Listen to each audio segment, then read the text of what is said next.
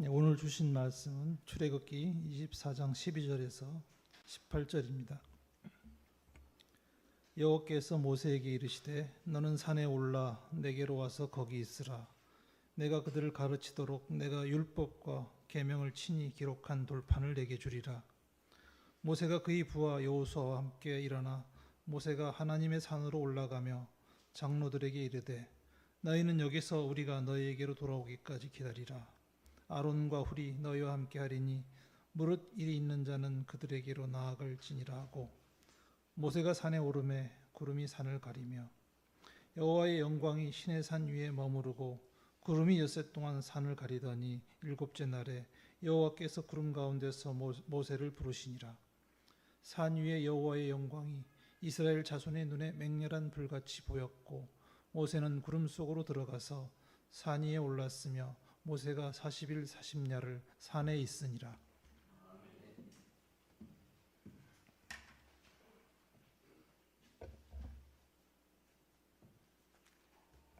감사합니다. 우리나라 교육과 유대인의 교육에 가장 큰 차이가 있다면 어릴 때 무엇부터 먼저 가르치는가입니다. 우리나라 사람들 특징이 있죠. 아이가 아직 한국말도 제대로 익히기 전에 영어부터 먼저 가르쳐 드리려 합니다. 초등학교 수학도 제대로 이해 못하는데 중학교 수학을 가르치려 합니다. 그러다 보니까 어렸을 때는 영어 말하기 대회나 아니면 수학 경시대회, 과학 경시대회 나가서 상위권을 휩쓰는 경우가 허다합니다. 하지만 정작 수학과 과학에 있어서 우리나라가 노벨상을 한 명도 배출하지 못했다는 안타까운 현실이 있죠. 그 이유에 대해서 다양한 분석이 있습니다만 그중 하나는 너무 이른 나이에 공부를 많이 시켜서 진을 다 빼놨다는 겁니다. 어릴 때 노는 것도 중요하고 또 사랑받는 것도 중요하고 그리고 사람들 사이에서 그 관계를 형성해 나가는 것을 배워야 하는데 그런 것은 배우지 못하고 영어, 수학, 과학 오로지 여기에 목을 매다 보니까 정작 힘을 써야 할 때에 힘을 쓰지 못한다는 것이 그 원인 중 하나라는 겁니다. 반면 유대인뿐 아니라 북유럽의 그 선진 국가들도 마찬가지 굳이 영어나 수학, 과학으로 어릴 때부터 공부에 진을 빼지 않습니다. 공부의 기초를 쌓고 인성놀이 그리고 그러한 교육을 통해서 공동체 교육을 더욱 더 중요하게 여기도록 합니다. 놀아야 할 때 너무 공부로 몰아붙이고 정작 대학에 들어가서 공부해야 할 때 공부와 담을 쌓아버리고 공부와 소위 말 정을 끊어버리는 나라가 우리나라죠. 후반전에 강한 인생이 진짜 강한 인생임에도 우리는 당장 결과를 이끌어내고 그것에 만족하려는 경향을 보이고 있기 때문입니다. 한때 우리 사회에 요즘도 그렇습니다만 그 어느 나라보다 우리나라는 명품을 선호하는 민족입니다. 명품 누구나 들고 다닐 수 있으면 그것은 명품이 아닙니다. 누구나 들고 다닐 수 없기 때문에 명품이 되는 것이죠. 그런데 그 명품이라고 하는 것은 하루아침에 생겨나는 것이 아니고 또 빠른 시간에 대량으로 생산되지도 않습니다. 과정과 절차를 중시하고 그 시간 속에서 기다림과 인내와 정성을 통해서 명품이 하나씩 하나씩 탄생합니다. 그러나 명품을 좋아하는 사람은 어떻습니까? 소위 명품에 환장한 사람들은 그런 거 모릅니다. 단지 사람들로부터 내가 명품을 가지고 있다는 것 이것을 보여주고 또 그러한 평을 듣고 만족하는 것 그것만 원할 뿐이죠. 그러다 보니까 명품에서 새로운 신제품이 나왔다. 남들보다 어떻게든 그것을 빨리빨리 구하려고 합니다. 근데 이런 현상이 신앙에서도 나타납니다. 소위 명품 신앙이라고 하죠. 명품 신앙은 하루아침에 만들어지는 것이 아닙니다. 하나님의 은혜를 깊이 체험하면서 기다림과 인내 그리고 순종이라고 하는 그 수고의 과정들을 통해서 명품 신앙이 만들어집니다. 하지만 그런 과정 없이 운전면허를 일주일 만에 속성으로 따는 것처럼 신앙도 하루아침에 명품 신앙으로 만들려는 경향이 있습니다. 조금 전에 말씀드렸던 기다림과 인내 그리고 수고라고, 말씀에 대한 수고라고 하는 이런 가정은 없이 그냥 직분만 하나를 받아서 내 신앙이 명품 신앙이다 이렇게 보여주려고 하는 경향이 우리 한국 교회에 계속해서 있어 왔습니다. 자, 그렇게 만들어지는 신앙은요, 냄비 끓는 신앙처럼 또 변덕이 쭉 끓는 한다는 그 말처럼 상황에 따라서 언제든지 흔들릴 수 있습니다. 그러므로 냄비 끓는 신앙, 변덕이 쭉 끓는 것처럼 신앙이 그렇게 되지 않기 위해서는 지금보다도 한 단계 더 깊은 신앙의 단계로 들어가야 합니다. 오늘 본문에서 우리에게 준 메시지가 바로 이것에 대한 이야기입니다. 본문 앞달락 출애굽기 24장 1절에서부터 11절까지는 하나님께서 모세를 비롯하여서 모세의 형 그리고 형 아론의 두 아들 나답과 아비후 그리고 이스라엘의 장로 70명과 함께 언약 체결식을 거행하였습니다. 그들은 이스라엘 백성들을 대표하는 사람들이었죠. 따라서 그들과 하나님께서 언약 체결식을 거행했다는 것은 이스라엘은 이제 하나님의 거룩한 언약 백성이 되었다는 그런 의미입니다. 자, 이 의식을 자축하기 위해서 하나님은 그들을 하나님의 임재 안으로 초대하셔서 하나님의 그 청옥 같은 발등상 앞에서 하나님께서 식탁을 베푸시고 그들로 하여금 식사를 하게 하셨습니다. 자, 오늘 본문은 여기에서부터 이제 출발합니다. 언약식이 거의 끝날 때쯤 하나님은 모세를 산으로 부르십니다. 본문 12절을 다시 보십시오. 여호와께서 모세에게 이르시되 너는 산에 올라 내게로 와서 거기에 있으라. 네가 그들을 가르치도록 내가 율법과 계명을 친히 기록한 돌판을 내게 주리라. 아멘. 하나님께서 모세를 지금 산으로 부르셨거든요. 근데 그 부르신 이유를 뭐라고 밝히고 있습니까? 하나님께서 친히 율법과 계명을 기록한 돌판을 주기 위함입니다. 여기서 말씀하는 율법과 계명이란 일반적으로 모든 법의 기초와 근본이 되는 십계명을 말합니다. 우리가 생각해야 될 것은 하나님께서 십계명을 돌판에 새겨주시는 이유입니다. 그것은 하나님의 법이 이스라엘의 삶 속에서 지워지거나 사라지지 않게 함으로써 하나님과 그 이스라엘 사이에 맺은 이 언약을 더욱더 공고하게 하고 그 언약이 파기되지 않도록 하기 위함입니다. 하나님의 법이 이스라엘의 삶 속에서 지워지지 않게 한다는 것은 그들이 마음에 새기고 그들이 삶에서 그 말씀을 실천해 나간다는 것을 의미합니다. 그렇다면 하나님께서 이 법을 모세에게 주셨을 때에 모세가 해야 할 일은 무엇입니까? 이스라엘이 하나님 앞에서 하나님의 언약 백성으로서의 그 소임을 다하도록 하나님의 말씀을, 기록된 말씀을, 돌판에 기록한 말씀을 이스라엘 백성들에게 부지런히 가르치는 것이죠. 이것은 동시에 모세가 사라지고 나면 모세의 뒤를 잇는 이스라엘 지도자들이 계속해서 해나가야 할 소명이기도 합니다. 결국 모세에게 시내산의 더 높은 곳으로 올라오라고 하신 것은 하나님께서 이스라엘 백성을 향해 가지셨던 그 소망을 이루기 위함입니다. 그렇다고 한다면 하나님께서 이스라엘 백성들을 향해 가지고 있는 소망이 무엇입니까? 이스라엘 백성들이 그냥 그저 그런 민족으로 살아가는 것이 아니라 그들이 살아 꿈틀거리는 민족으로 주변 민족들을 향해서 그들의 정체성, 그들의 존재감을 드러내는 것입니다. 근데 우리가 객관적으로 볼 때에 이스라엘이 드러내놓을 수 있는 뭐가 있겠습니까? 주변 민족들이 보기에 사실 이스라엘은 별것 아닌 민족입니다. 그들이 군사력이 강합니까? 그들이 애굽의 그 나일강 같은 아주 비옥한 땅을 가지고 있습니까? 그렇지도 않잖아요. 그럼에도 불구하고 그 어떤 민족들보다 이스라엘이 풍요로움을 누릴 뿐 아니라 그들의 삶의 방식과 사회와 문화는 이 땅 그 어디에서도 경험할 수 없는 마치 정말 유토피아와 같은 천국과 같은 그런 모습을 그들이 보여준다면 그 민족들을 바라보는 주변 사람들은 이스라엘 바라보는 주변 민족들은 어떻겠습니까? 도대체 저들이 믿는 여호와 하나님은 어떤 신인가? 그런 호기심을 가질 수밖에 없는 것이죠. 바로 이것이 세상 가운데 하나님의 영광을 드러내야 하는 이스라엘의 소명입니다. 이러한 소명을 이루기 위해서 이스라엘은 하나님과 맺은 언약을 지키는 일에 철저해야 합니다. 그것이 무엇입니까? 말씀을 지키는 일이죠. 그래서 그것을 강조하고자 하나님은 모세를 지금 산 위로 불러 모은 것입니다. 자, 이런 삶을 위해서 솔로몬 왕은 이렇게 권면합니다. 인자와 진리로 내게서 떠나지 않게 하고 그것을 말씀을 너의 목에 매며 너의 마음판에 새기라. 말씀을 목에 맨다는 건 말씀 눈에 보는 것을 두게 하는 것이고 항상 가지고 있게 하는 것이고, 말씀을 새기라는 것은 그것을 늘 생각하라는 겁니다. 훗날 예레미야 선지자는 새 언약의 핵심이 무엇인지를 강력하게 전파했는데 이 말씀은 우리가 함께 읽도록 하겠습니다. 예레미야 31장 33절을 같이 읽습니다. 그러나 그날 후에 내가 이스라엘 집과 맺을 언약은 이러하니 곧 내가 나의 법을 그들 속에 두며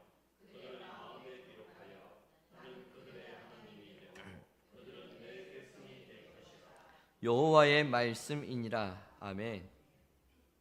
하나님의 법을 하나님의 백성에게 두고 그리고 그들의 마음에 기록한다는 것은 말씀을 새긴 백성이 하나님의 참된 언약 백성이라는 의미입니다. 다르게 이야기하자면 하나님의 말씀이 마음에 새겨지지 않은 백성은 하나님의 언약 백성이 아니란 얘기죠. 그러므로 예수 그리스도를 통해서 하나님의 새로운 언약 백성이 되었다고 한다면 하나님의 말씀이 기록된 이 성경을 단순히 우리가 가지고 다니는 것만으로 끝나서는 안 되고요. 지속적으로 지키기 위해서 마음속에 새겨야 되고 기억해야 합니다. 그래서 그것을 위해서 어떻게든 말씀을 가까이 하려야 되고 읽으려야 됩니다. 읽는 게 정말 잘 안 되는 분들이 있습니다. 그게 정말 안 되면은 들으려 해야 되죠. 그래서 어떻게든 계속해서 가까이 하도록 해야 합니다. 그렇게 함으로써 예수 그리스도를 통해 주신 그 언약을 감사하며 언약 준수를 위해서 힘쓰는 성도가 되어야 합니다. 여호와께서 산에 올라오라고 하는 그 부르심에 모세는 아론과 그리고 아론의 두 아들 나답과 아비후 이스라엘 장로 70명을 산 중턱에 두고 여호수아만 데리고 올라갑니다. 여호수아는 장로도 아닙니다. 모세의 아들도 아니에요. 아론도 아들도 아닙니다. 모세의 어떤 친인척 관계에 있는 것도 아닙니다. 하지만 언제나 모세를 따라다니면서 모세를 돕기로 자처한 사람이 여호수아였습니다. 신명기 34장에 보시면은 모세가 이제 죽어서 하나님께로 돌아갑니다. 그때 모세의 뒤를 이어서 이스라엘 백성들을 이끌었던 그 후계자가 누굽니까? 여호수아입니다. 분명 그의 출신은 지금 산 중턱에 함께 올라온 다른 사람들에 비해서 더 내세울 곳이 없는 사람입니다. 오히려 출신으로 본다면 산 중턱에 올라온 사람들이 훨씬 더 낫죠. 그러나 여호수아는 항상 모세를 돕기를 자처했습니다. 모세가 가는 곳이면 어디든지 스스로 따라갔습니다. 여호수아의 이름의 뜻, 여호와는 구원이시다입니다. 여호와는 구원이시다. 주께서 민족을 구원하시는 그 일에 자신을 부르셨다. 이것이 자신의 이름이라는 것을 여호수아는 알았습니다. 그래서 그 이름값 하는 삶을 살았던 것을 성경을 통해서 한결같이 우리는 찾아볼 수 있습니다. 이스라엘의 초대 왕이 누굽니까? 사울이죠. 여러분, 사울의 이름의 뜻이 무엇인지 아십니까? 구하다입니다. 구하다. 여기서 구하다는 질문하다, 요구하다 그런 뜻입니다. 그러니까 사울은 왕이라고 해서 그냥 자기 마음대로 자기에게 맡겨진 이 나라를 통치하고 다스리는 것이 아니라 그 이름의 뜻대로 하나님께 이 백성들을 어떻게 이끌어야 하는가 항상 질문해야 했던 겁니다. 어떻게 이 민족들을 이끌어가야 하는가 하나님께 그 방법을 늘 요구해야 했던 겁니다. 그래서 그 인도하심 따라 이스라엘을 이끌어가야 했는데 여러분들이 잘 아시는 대로 사울은 그렇게 하지 않았습니다. 그 결과 사울은 자신의 이름값을 하지 못한 채 역사의 뒤안길로 사라졌습니다. 그것도 불순종의 왕이라고 하는, 불순종의 대명사라고 하는 그 오명을 뒤집어 쓴 채 사라지고 말았습니다. 우리는 성도라고 하는 이름을 가졌습니다. 여러분, 성도는 성스러울 성자, 거룩할 성자의 무리 도자입니다. 거룩한 백성들이란 뜻이 바로 성도입니다. 그것이 지금 오늘 이 자리에 앉아 있는 우리가 가지고 있는 이름입니다. 신자라면 거룩하게 사는 것은 당연한 것이고요. 그렇게 사는 것이 성도로서 소명을 다해가는 겁니다. 거룩한 삶이란 무엇입니까? 세상 사람들과 다르게 사는 것을 말합니다. 세상 사람들처럼 그렇게 살 수 있습니다. 그렇게 할 수 있습니다. 그런데 그러한 삶의 방식과 가치관이 신앙과 위배된다면 내가 좀 불편해도 그렇게 살지 않는 것이 성도라고 하는 그 이름에 걸맞는 삶입니다. 좀 더 적극적인 의미로는 하나님의 나라가 무엇인지를 보여주고 그 나라의 꿈을 가지게 하는 것, 그것이 여러분 성도의 이름값 하는 삶입니다. 그렇게 살아갈 때에 저 사람이 성도구나, 신자구나, 그것이 우리가 이 땅에서 우리의 소명을 다하는 겁니다. 본문에서는 스쳐 지나가지만 이 이야기를 접하는 사람들로 하여금 꼭 기억하게 하는 것이 누구냐면 아론과 훌입니다. 모세는 하나님의 부름을 받아 지금 산 위로 올라갑니다. 따라서 이제 아론과 훌이 이 백성들을 이끌고 가는 그 역할을 해야 되거든요. 과연 아론과 훌은 그 역할을 잘 감당했을까요? 18절에 의하면 모세가 시내산 위에 올라가서 하나님과 교제하는 시간이 40일입니다. 40일 동안 모세가 이스라엘 백성들과 함께 없었다는 얘기죠. 떨어져 있었다는 얘기죠. 모세의 입장에서는 40일은 인간의 한계에 도달하는 시간입니다. 먹을 것을 가져간 것도 아니고 그 산 꼭대기에 40일을 지낸다고 생각해 보십시오. 정말 인간의 한계에 직면하는 시간입니다. 하지만 산 아래에서의 40일은 어떻습니까? 정말 눈 깜짝할 사이에 지나가는 시간입니다. 그런데 모세가 40일 후에 시내산에서 내려와서 이스라엘 백성이 진영에 왔을 때 어떤 일이 벌어집니까? 이스라엘이 금송아지를 만들어 놓고 그것이 우리를 인도하시는 하나님을 여기면서 축제를 벌이고 춤을 추는 등 한바탕 이런 난리도 없습니다. 그 일을 주도한 사람이 누굽니까? 아론입니다. 백성들이 모세가 보이지 않을 때에 우리를 인도하여낸 신을 보여달라, 만들어내라, 그렇게 난리칠 때에 그들을 진정시키고 책망시키고 그들을 바르게 이끌고 가야 하는 사람이 아론인데 오히려 아론이 그 일을 주도했습니다.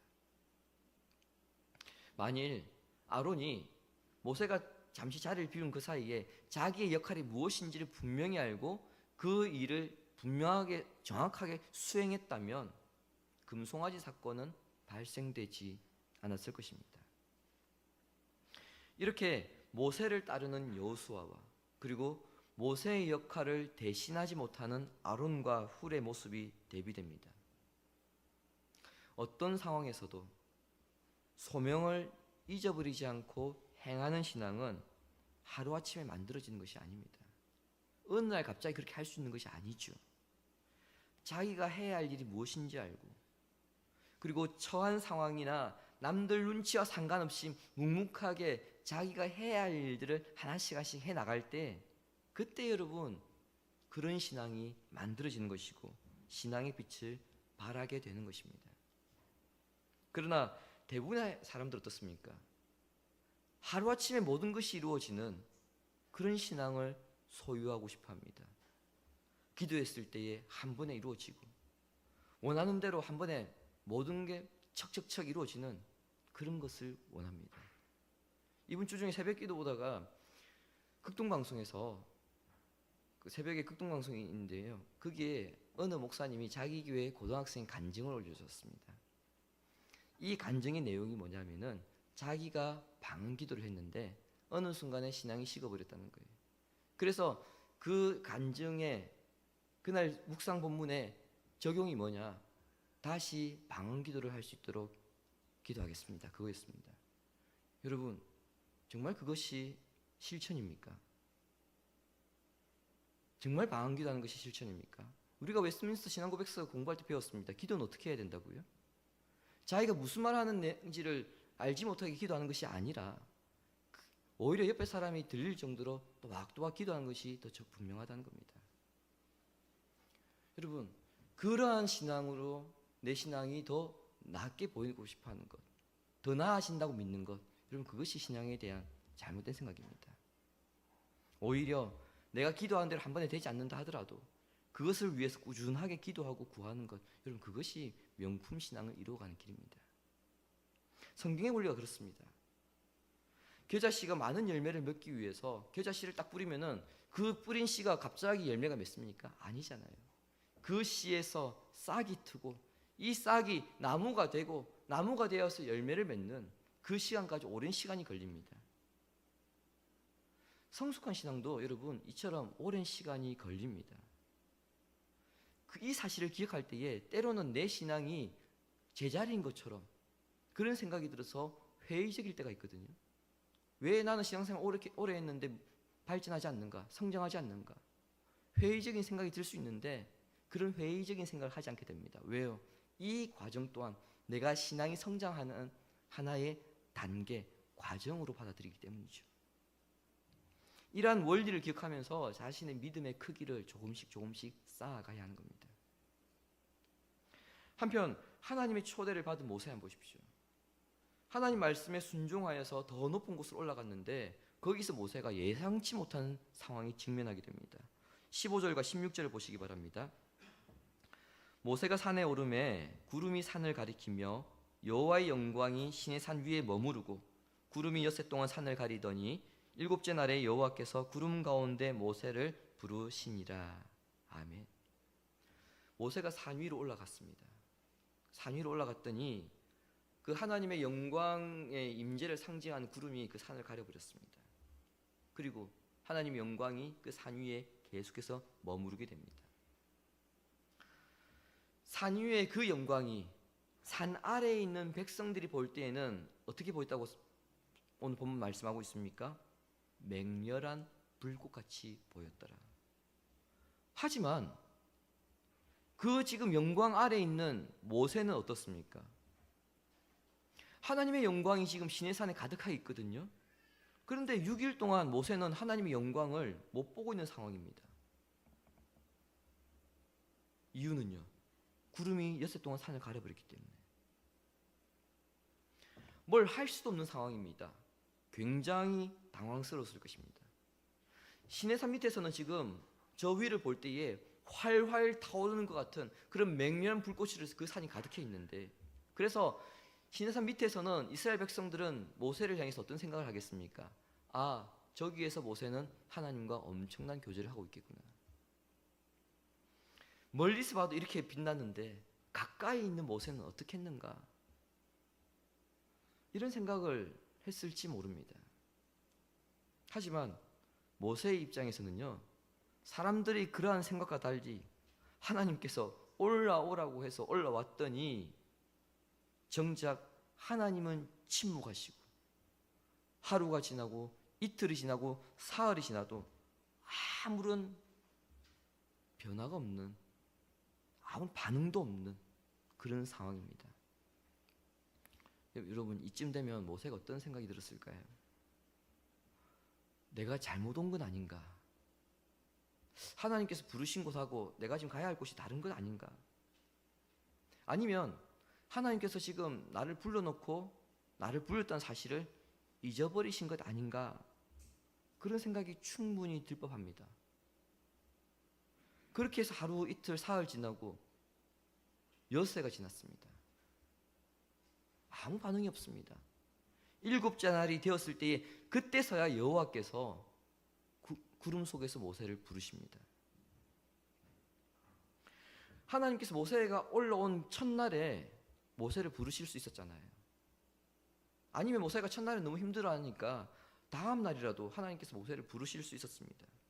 그런데 하나님은 그렇게 하지 않으시고 6일 동안 침묵하시다가 일곱째 날에 부르신 것은 하나님께서 보여주시고자 하는 의도가 있었다는 것을 우리는 생각해야 합니다.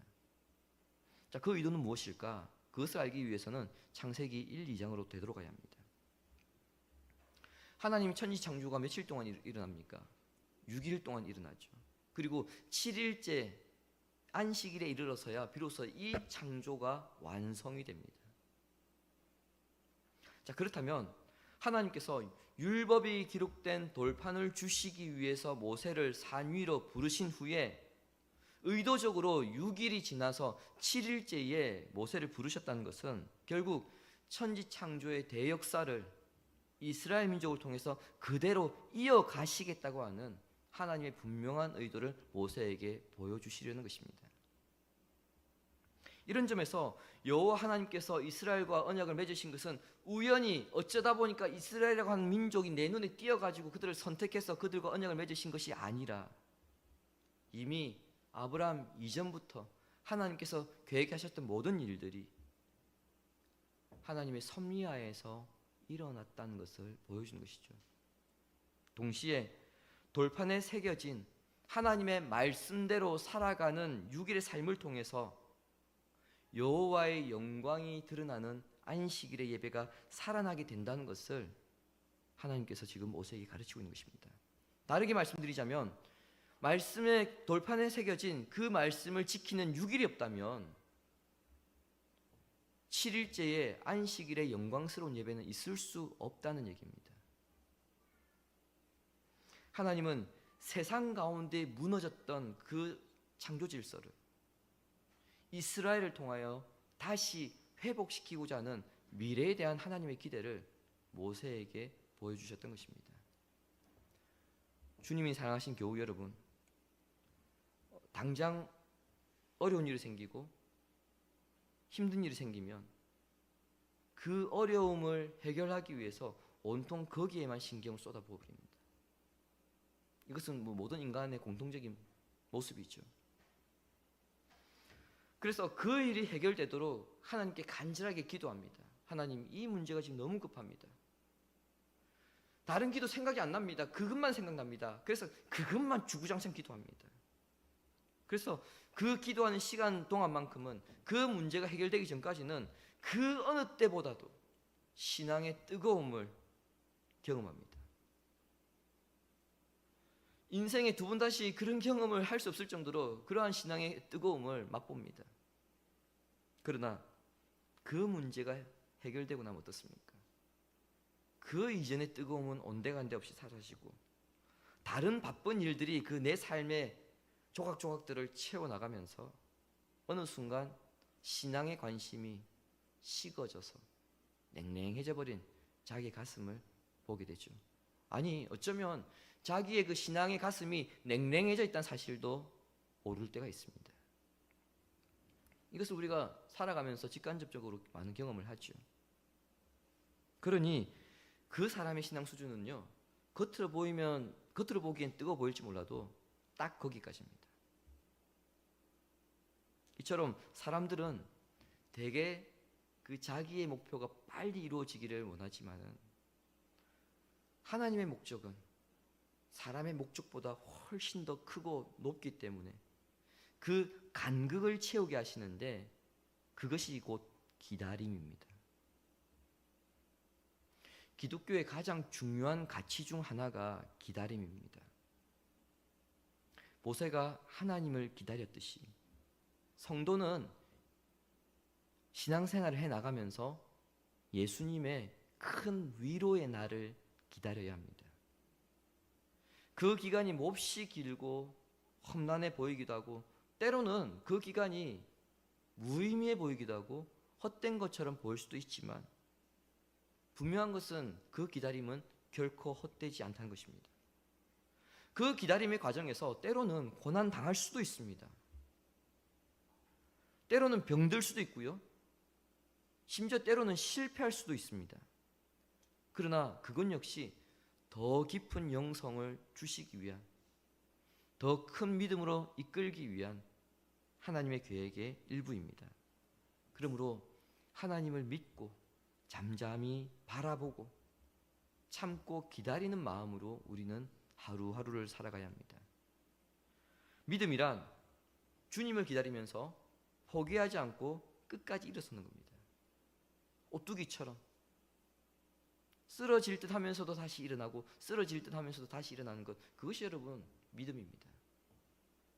그런 기다림이 있었기 때문에 초대교회 성도들은 그 로마 제국의 그 탄압 속에서도, 핍박 속에서도, 그 고난 중에서도 그들은 끝까지 믿음을 지킬 수 있었습니다. 하나님께서 우리를 만나주시고 기도의 응답을 들어주시는 그날까지 잠잠히 하나님을 신뢰하며 앞으로 나아간다면은 하나님의 때에 우리의 삶에 하나님의 말씀이 살아 역사함으로써 이 시대에 무너진 창조의 질서를 다시 회복시킬 것입니다. 그 때를 위해서 참고 기다리고 격려하는 가운데에 믿음을 점진적으로 완성해 나가는 성도가 되기를 성부와 성자와 성령의 이름으로 축원합니다. 아멘. 주님 오시는 날까지 믿음의 길을 온전히 걸어가겠다는 그 결심이 무너지지 않고 끝까지 믿음의 완성을 이루기를 소망하면서 우리 함께 찬양하고 기도하겠습니다.